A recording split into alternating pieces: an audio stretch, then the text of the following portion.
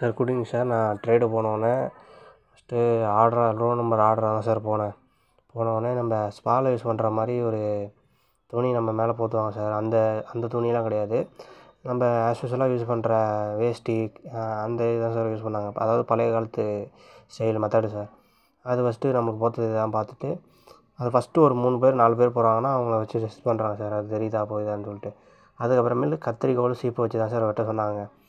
அது எப்படின்னா ஃபஸ்ட்டு நம்மளுக்கு ஹேண்டில் பண்ண தெரியுதா, எப்படி யூஸ் பண்ணுறான் ஃபஸ்ட்டு எடுத்தோடனே. எக்ஸ்பீரியன்ஸான ஆள் பார்த்தா சீப்பை லைட்டாக தட்டிட்டு நம்ம கத்திரிக்கோலை 2 வாட்டி தட்டுவாங்க சார். அதில் ஏதாவது தூசி இருக்கான்னு பார்த்துட்டு. அதுக்கப்புறம் தான் சார் தலையில் எங்கே முடி அதிகமாக இருக்குன்னு பார்த்துட்டு வெட்ட ஆரம்பிப்பாங்க. நான் போனப்போ ஒரு சில பேருக்குலாம் ட்ரைனிங் பசங்களாம் சார் வெட்ட விட்டாங்க. அங்கே வந்து ஒரு 4 பேர் இருப்பாங்க சார் சோல்ஜரு. மெயின் ஆஃபீஸர் 2 பேர் இருப்பாங்க. ஒன்று எக்ஸ்பீரியன்ஸ் ஆஃபீஸர் அதிலே, இன்னொன்று நம்ம செலெக்ஷன் ப்ரொசீஜர் படி ஒரு ஆஃபீஸர் வந்திருப்பாங்க. அவங்க தான் நோட் பண்ணுறது. இவங்க வந்து இப்போ இன்ஸ்ட்ரக்ஷன் பார்த்து சொல்லுவாங்க சார்.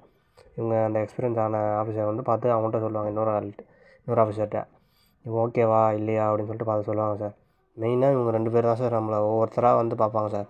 இப்போ எக்ஸ்பீரியன்ஸ் இல்லாதனால நம்ம ஹேண்டில் பண்ண தெரிஞ்சால் போதுன்ற முடிவு தான் சார் அங்கே ட்ரேடில் இருந்துச்சு.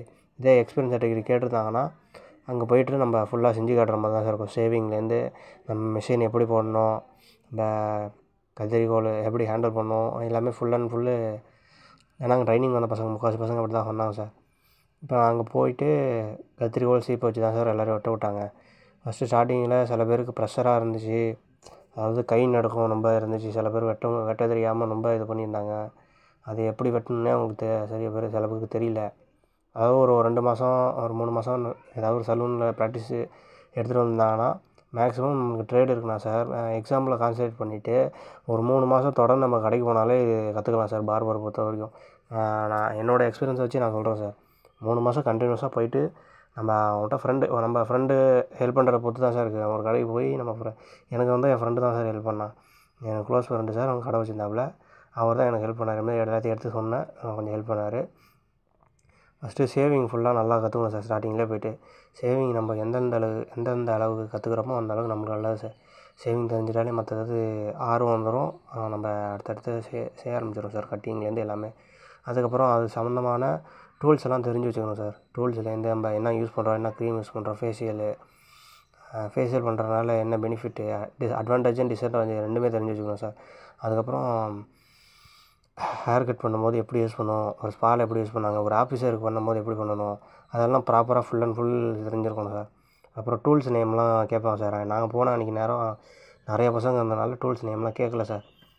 முக்கியமாக டூல்ஸ் நேம்லாம் ஒரு பேப்பரில் அது ஒரு டெஸ்ட் மாதிரி வைப்பாங்களா சார். ஆனால் அதை வைக்கல அன்றைக்கி.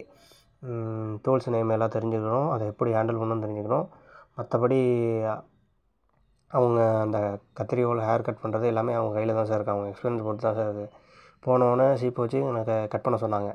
ஒவ்வொருத்தராக பார்த்துட்டே வந்தாங்க சார். 4 சேரு, அதாவது ரெக்டாங்கிள் ஷேப்பில் இருந்துச்சு. ஒவ்வொருத்தராக பார்த்துட்டு வந்தாங்க. எக்ஸ்பீரியன்ஸால் டக்குன்னு விட்டவும் அவங்கள ஓகே சொல்லிடுறாங்க. சில பேர் பதட்டமாக இருக்காங்கன்னா கொஞ்சம் நேரம் இன்னும் வெயிட் பண்ணி பார்க்குறாங்க. எப்படி வெட்டுறான் போகிறான், தேர்வாங்களா அப்படின்னு சொல்லிட்டு பார்ப்பாங்க சார். அப்படி தேடுறாங்கன்னா ஓகே சொல்லுவாங்க, இல்லை ரிஜெக்ட் தான் சார். எனக்கு தெரிஞ்ச ஒரு 3 பேர் போய் டக்குன்னு என்ன பண்ணிட்டாங்க, வெறும் கத்திரிக்கோலாட்டையே வச்சு கண்ணாமண்ணு வெட்டிட்டாங்க எடுத்தோடனே போய். ஒருத்தர் ஏதோ வந்து சத்தம் போட்டாங்க சார், ஏதோ தப்பாக போய் பண்ணிட்டான்னு. கழுத்துக்கிட்டெல்லாம் போய் கத்தி கண்ணாமண்ணு வச்சு இது பண்ணிட்டாங்க சார். அதனால் பொறுமையாக ஹேண்டில் பண்ணேன் சார். ப்ரெஷர் தான் சார் முக்கியமாக. சில பேர் பதட்டம். நான் போன பேட்ச்லேயே ஒரு 6 பேருக்கு மேலே இன்னும் ரிஜெக்டட் சார். 30 பேர் நம்ம போனோம் சார். அதுலேயே 6 பேருக்கு மேலே ரிஜெக்டட் சார். எதனாலன்னா அந்த ப்ரெஷர் சார். கை நடுக்கனால சரியாக செய்ய தெரியல. எக்ஸாம் முடிச்சுட்டு அந்த ப்ராக்டிஸ் எடுக்காமல் அப்படியே வந்ததுனால அவங்க ரிஜெக்ட் ஆகிறதுக்கு அதிக வாய்ப்பு இருக்குது சார். நான் வெட்டி காமிச்சேன் சார். வெட்டி காமிச்சேன்னா சரி ஓகே சொல்லிட்டாங்க சார். இருக்கிறதுலே அந்த பேட்சில் வந்து நான் தான் சார் கடைசியாக வெட்டி காமிச்சேன். ஓகேன்னு சொல்லிட்டேன்னா அதுக்கடுத்து நேம் குடிச்சிட்டாங்க சார். நம்பர்லாம் அழைச்சிட்டு போயிட்டு அதுக்கப்புறம் மெடிக்கல் தான் சார் ஸ்டார்ட் பண்ணாங்க. முக்கியமாக அதில் ஹேண்டில் பண்ண தான் சார் செஞ்சுருக்கேன். நான் உங்களுக்கு ஒரு வீடியோ எடுத்து நான் அந்த கவரேஜாக போட்டு வரேன் சார் ஒரு 1 வீக்குள்ளே.